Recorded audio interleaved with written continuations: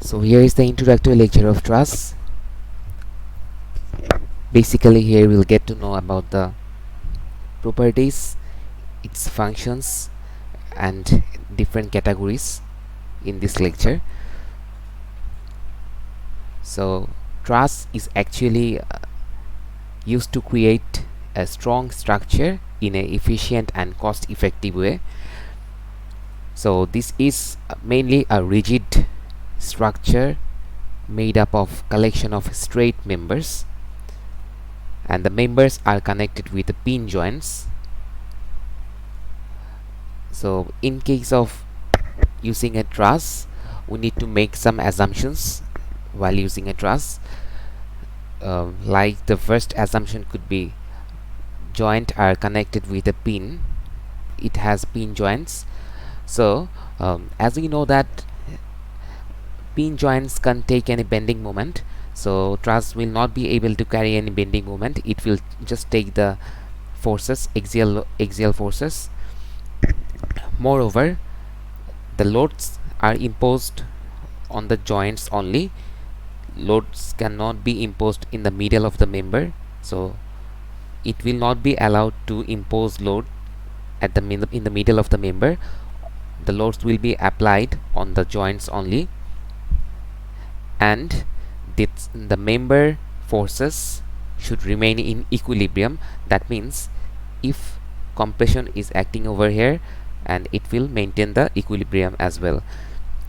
So in order to maintain this equilibrium, there might be two forces, whether it may be tension or it may be in compression or it may be in tension. So the members can be whether in tension and compression only.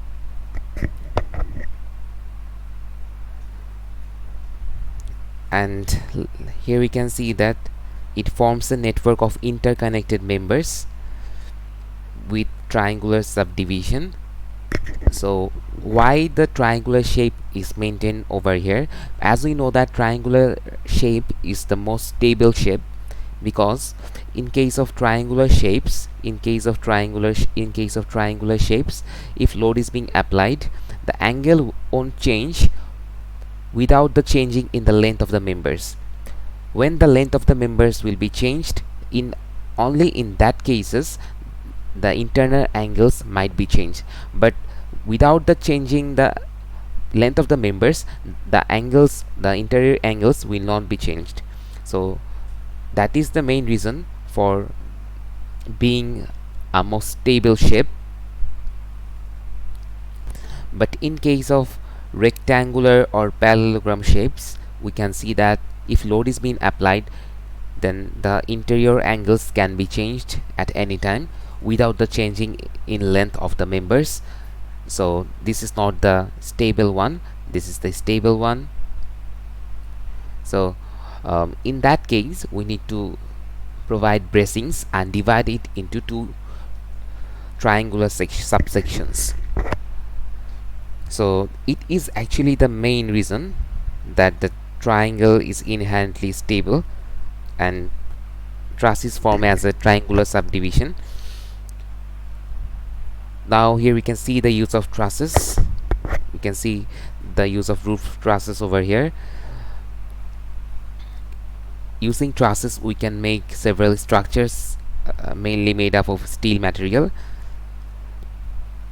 Here are different roof truss configurations. Most used roof trusses are Fink roof truss, Hawaii truss, and Pratt roof truss. Mainly Fink roof trusses, Hawaii truss, and Pratt roof trusses are used. Here we can see the use of trusses in bridge construction. Here we can see the bridge truss configurations, different types of bridge truss configurations over here. Pratt bridge truss, Parker bridge truss, K truss, Warren truss, Hawaii truss, Fink truss, etc. So how a truss is being used or being functionalized in a bridge. Here we can see two trusses has been used in construction of this bridge. So Firstly, two trusses are connected with beams,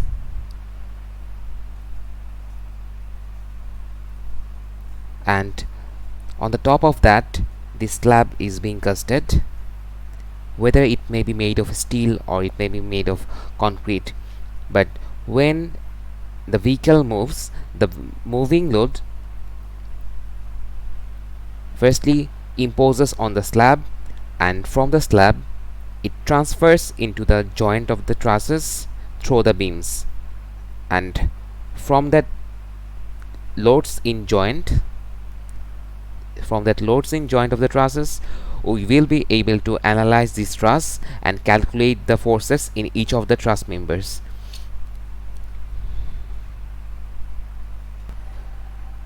So here we can see the use of truss in Fort Bridge, which is constructed in Scotland. Here we can see the Astoria Megler Bridge in Washington, Grand Island Truss Bridge in New York. So mainly truss joints are configured in this manner. The members are connected with a gusset plate over here.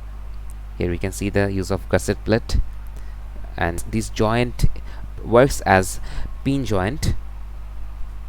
So this was all for the introductory part.